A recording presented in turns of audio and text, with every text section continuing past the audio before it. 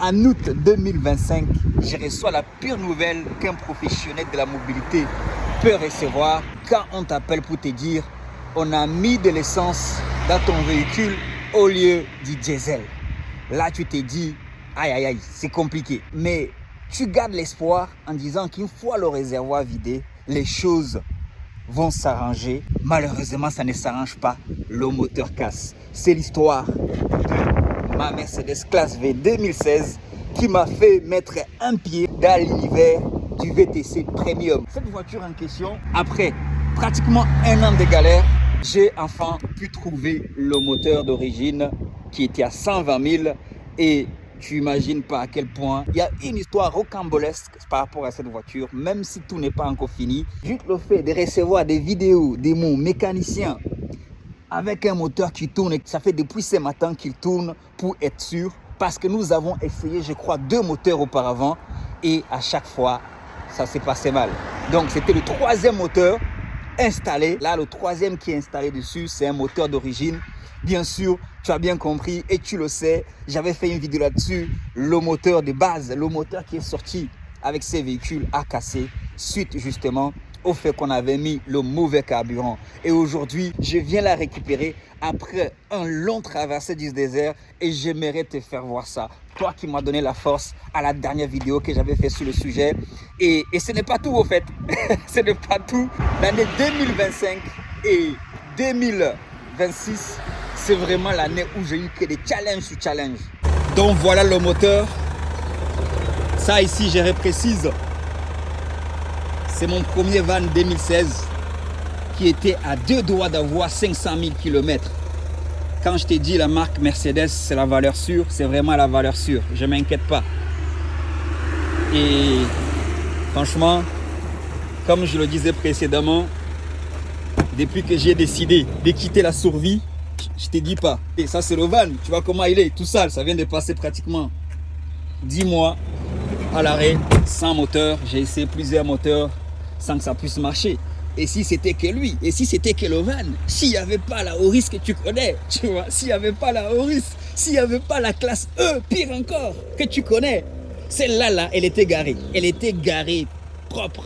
Quelqu'un est venu m'a percuté. Et ça fait 5 mois qu'elle est garée. Je dis, quand tu veux quitter la survie, là, quand tu veux créer un business qui va te survivre, tu as l'impression que l'enfer se déchaîne contre toi. Il y en a qui disent que c'est le karma. Les rageux disent que c'est le karma.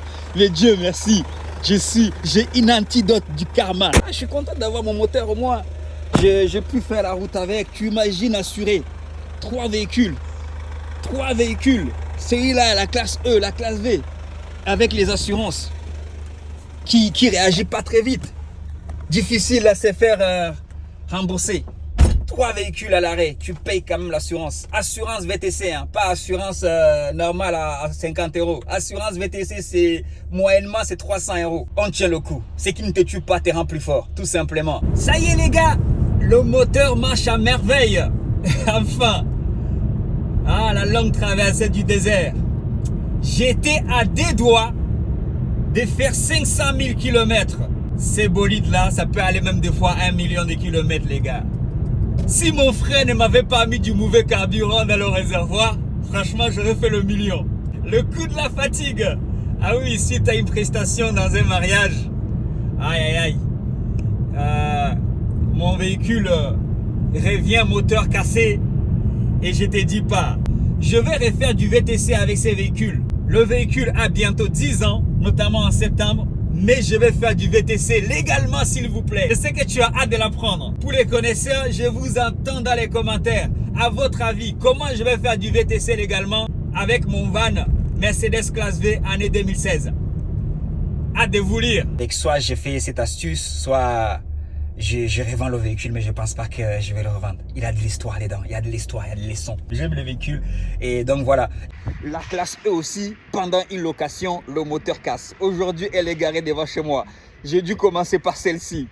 Et une Auris que j'ai pris en Suède aussi, elle est garée sur le trottoir. Un véhicule vient et me rentre dedans. Aujourd'hui, c'est une épave qui attend d'être indemnisée par l'assurance. Ça fait maintenant 6 mois. Tous ces galères, c'est important que je te les partage parce qu'il y en a qui me disent je suis trop optimiste, je vends du rêve. Mais ils ne me connaissent pas assez parce que je partage aussi les galères qui a dans le business du VTC et tout autour. Et comme tu le sais, actuellement, je suis en train de parler avec connaissance des causes, avec un peu d'expérience, maintenant 5 ans, de l'écosystème du VTC. De considérer le VTC comme un univers. Ne pas juste voir le volant, tu vois. Voir ce qu'il y a autour et mettre tes mains, et mettre tes pas dans ce qu'il y a autour. Parce que, comme dit Nelson Mandela, tu ne perds jamais. Je n'échoue jamais. Soit j'apprends, soit je gagne. Et cette année, c'était une année d'apprentissage. Maintenant, avec toi, je vais démarrer mon moteur pour la première fois parce que le véhicule a été sorti. Je suis arrivé un peu en retard avec les bouchons. Le garage est fermé. Mais ensemble, en Rive and the Red, nous allons démarrer le moteur. On va voir. Déjà, je vais découvrir ça avec vous. Nous allons tout de suite tester. Ah oui, quand même. Franchement,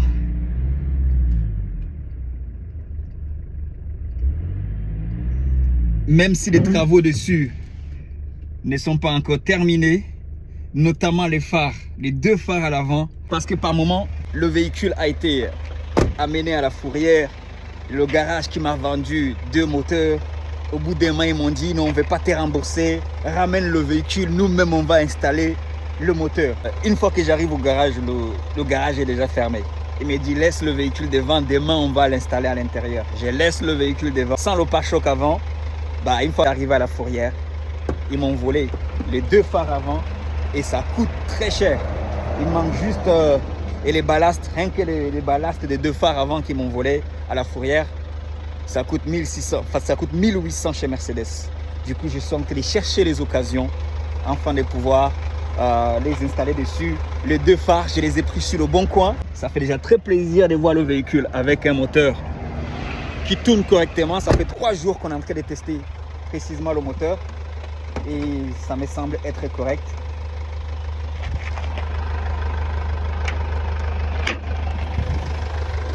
Ouais, le moteur il tourne plutôt bien pour un moteur de 120 000 km qui m'a coûté 4 000 € s'il te plaît.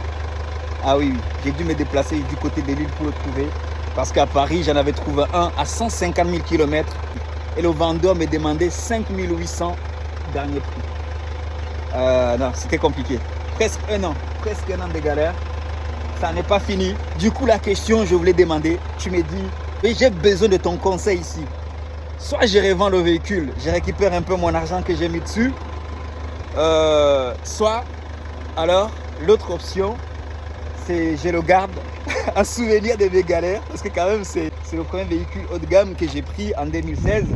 Je peux le garder, l'équiper en PMR, pour ceux qui ne le savent pas. Je l'occupe normalement en PMR. Vous me confirmerez, j'ai vu quelqu'un comme ça sur le terrain. C'est aussi le but de se partager les tips.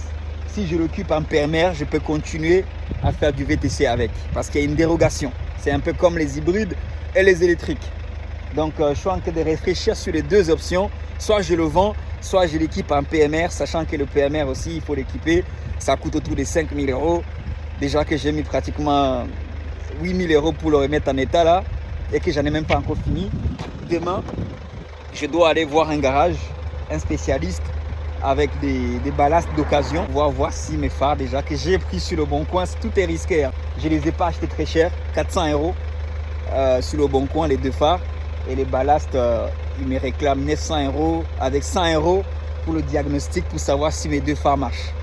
Donc là, il fait encore jour. Je vais le déplacer du côté de l'Est vers chez moi. Là, on est du côté des Nord Paris. Franchement, mon garagiste, il est bon. Je salue Big Up à Maury. J'ai 3 mécaniciens principaux avec qui je travaille et les 3 sont en corrélation. Les 3 sont un peu un écosystème, tu vois.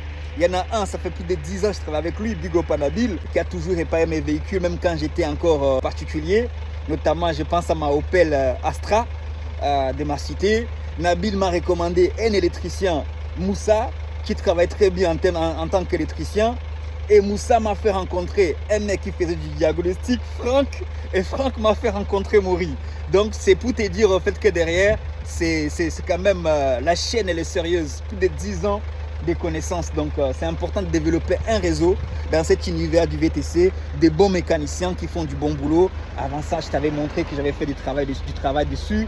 Il m'avait changé Je vais te montrer. Il m'avait un peu changé tout l'angle du volant. Tout ça là. J'avais pris la pièce neuve chez Mercedes. Il m'a changé tout. Avant ça, par exemple, avant qu'il change la pièce, j'avais déjà quelques voyants qui s'allumaient. Il n'y avait plus le système de régulateur de vitesse, limitateur de vitesse ne fonctionnait plus. Et du coup, quand il a changé ma pièce, tout est OK depuis plus d'1 an maintenant. Il y a un voyant moteur orange, mais là, on va le supprimer bientôt avec une valise. J'attends juste de régler le phare, c'est le plus urgent. Ouais, 2 capteurs NOx à changer. C'est au niveau de pollution, toutes ces choses-là, tu vois. Mais il a mis le matériel. C'est juste que le gars qui a la valise pour régler ça, il n'était pas disponible aujourd'hui. Donc demain ou après-demain, je vais ramener le véhicule. Mais l'urgence, c'est les phares. Je vais régler le problème des phares demain. Et le véhicule s'est remis sur la route. Je vais le remettre en état. J'imagine que 10 mois au garage, en train de tourner à gauche, à droite. Je t'en parle même pas derrière. La poussière, tout ça là, tu vois. Je vais le nettoyer. Et puis voilà. Tu vois, je prends le temps de bien faire un gros nettoyage. Tu vois, ça sera nettoyé. Tu vois ce que je suis à souligner ici, hein, parce que le tout, c'est pas de faire des vidéos. Moi, je ne compte pas mes heures parce que j'aime ça. J'aime les voitures. J'aime ce business. J'aime cet univers de la mobilité. J'aime cet univers du VTC parce que je ne touche pas, je ne le considère pas mes 10 heures des fois passées au volant en train de servir mes clients. Ce n'est pas 10 heures juste en train de souffrir, en train de conduire seulement. C'est aussi 10 heures, des fois c'est 15 heures, des fois c'est 5 heures en conduite, des fois c'est 5 heures dans ça. Jusqu'à ce que je suis fatigué, je dors et voilà, bien sûr des fois je prends du temps, mais il faut aimer, il faut pas juste le faire pour de l'argent, il faut qu'il y ait un sens qui va avec. Dès que je suis arrivé dans ce business de VTC, tout de suite pour moi la pensée ce n'était pas combien je gagne forcément, je gagne pas assez bien. Moi l'objectif c'était de multiplier les actifs des voitures, d'avoir un véhicule, 2 véhicules, 3 véhicules. Et en 2016, alors que j'ai commencé ce business en 2014, et j'étais déjà, ça c'était la 6e voiture. C'était la 6e voiture, après ça s'est mal passé. Oui, il y a eu des hauts et des bas, j'ai tout revendu, j'ai gardé celle-ci. Et je l'ai utilisée jusqu'à ce qu'en 2018, par là, j'ai le déclic en découvrant justement l'univers du développement personnel. Début 2019, vraiment, je commençais à découvrir des chaînes comme Investir au pays. J'ai commencé à rêver encore un peu plus parce que j'avais vendu les 5 autres suite au mouvement de grève des taxis qu'il y avait eu. Et ce business m'intéresse, ce business je l'aime et il faut trouver ça. Il faut trouver un angle où tu aimes. Si tu viens juste pour travailler 10-15 heures au volant pour gagner juste de l'argent, au bout d'un mois, ça va te fatiguer. Et au bout d'un mois, à force de compter. Alors que les entrepreneurs qui réussissent, ce sont ceux qui ne comptent pas des heures. Comme on a vu dernièrement dans la vidéo avec Aliko Dangote. Donc moi, le matin par exemple, j'étais avec mes clients VTC Premium. Je suis rentré très fatigué parce que pendant 4 jours aussi, depuis vendredi dernier, j'avais un client en mise à dispo et je dormais pas beaucoup. Mais là, dès que ce matin, hier, j'ai déposé le client en question à l'aéroport du Bourget. Et ce matin, j'avais aussi un autre client à servir. Dès que j'ai fini ce matin, je suis rentré, j'étais claqué, j'ai dormi. Je me suis levé tout de suite. Je me suis dit, ok, donc voilà le moteur. Comme ça, il va rester chez moi. Demain, je l'amène pour le problème des phares. Et je compte pas mes heures tout simplement. Je peux rester dessus là comme ça là, même avec les vidéos que j'ai fait. Je dis ça pourquoi? Parce que quel que soit ce que tu fais, trouve un angle où tu vas aimer. Tu passes 10 heures de conduite, peut-être que c'est pas, essaie de créer un écosystème. Trouve aussi des choses que tu aimes dans ces business que tu fais. Et en dehors des lobbies que tu peux avoir à côté, des voyages, moi j'aime voyager, mais ça c'est le résultat, c'est la conséquence de mon travail que j'ai fait. J'aime passer du temps avec ma famille. Je sais pas, j'aime faire du sport, mais j'essaie de combiner ça. Mais la base même, ce qui me permet de faire ce que j'aime, c'est ce travail. C'est le travail, c'est tout ça en fait. Et c'est important de faire des vidéos comme ça, où je suis pas en costume, où je suis aussi sur le terrain, dans l'un de mes business, dans mon écosystème du VTC, parce que je considère la mobilité comme une maison et le VTC est la porte d'une pièce de cette maison. La formation est la porte d'une pièce de cette maison. La création du contenu est une porte d'une pièce de la même maison. La location de voitures, pareil. L'achat et vente de voitures, c'est pareil. Peut-être bientôt, je vais ouvrir un garage. Déjà, je cite les mécaniciens, c'est des partenaires. Je préfère considérer ça comme une seule entreprise, comme une seule maison, qui a plusieurs pièces. Et à chaque fois que je suis dans l'une des pièces, je kiffe. Quand je conduis mes clients, j'aime parce que ça me permet justement, et ça me permet de nourrir une pièce qui est en carence, comme celle de l'achat-revente des véhicules, parce que c'est des débuts difficiles, comme celle de la location des véhicules, parce que je loue mes véhicules, on les casse les moteurs. Alors que actuellement, par exemple, depuis cette année, depuis août, même si dans le VTC Premium, j'ai connu des hauts et des bas, mais depuis les 10 ans que je travaille, c'est la première année où le VTC Premium m'a rapporté plus de chiffres d'affaires que toutes les applications, y compris. Tous ces détails-là, j'y viens pas. Parce que, oui, et ça marche. Demain, peut-être que ce qui va marcher le mieux, c'est l'achat et vente des véhicules. Donc, c'est pour ça, tu vois, et quand le VTC Premium marche, ça permet d'alimenter justement, parce que c'est un écosystème, ça permet d'alimenter le projet de formation qui a du mal à décoller. Qu'est-ce qui permet d'alimenter ça? Bah, comme par hasard, c'est lui dans lequel je travaille depuis 10 ans. Donc, c'est les 15 heures là, les 10 heures que tu passes au volant, tu penses que oui, tout ne doit pas se calculer en argent, tout se calcule aussi en expérience qui d'un coup, tu vas te rendre compte que ces 10 ans-là, c'est ça qui me permet de servir ce type de clients. Si je n'avais pas ces 10 ans derrière moi, je ne saurais même pas comment réagir face à une clientèle de haut niveau comme celle que je suis en train de voir. Et demain, ça sera peut-être l'achat-revente des véhicules qui va très bien marcher, qui va cartonner, ou la formation qui va cartonner. Et tu auras des petits malins qui vont dire, ouais, tu vends du rêve parce que je te partage mes galères ici, tu vois. Donc, force à toi, ne lâche rien. Donc, on persévère. De toute façon, même s'il faut lâcher, il y a toujours où rebondir. Je voulais faire une vidéo spéciale sur ce sujet pour te dire, au fait, enfin, je vais pouvoir rentrer à la maison avec ma classe V. Elle nous a tous manqué. Mes enfants l'ont connue. Ma fille de 9 ans était en train de me rappeler tout à l'heure pendant que je l'accompagnais à la gym. Dit, ah ouais, la classe V, papa. Et mon fils d'ailleurs aussi pareil. On accompagnait. On était à 3. Je sais plus si c'est le fiston ou c'est la fille. Disait, ouais, la classe V, vraiment, elle va avoir l'anniversaire. Elle va avoir l'âge de ma fille. Oui, parce que je l'ai acheté en septembre. Et ma fille est née en octobre. Septembre 2025. Septembre 2016. Donc, il y a une histoire derrière, il faut la raconter. Les histoires sont inspirantes. Les galères, au bout d'un moment, quand tu y sors, à la fin du désert, tu te dis, ok, j'en suis pas mort. Donc, c'est pour ça que je prends la caméra.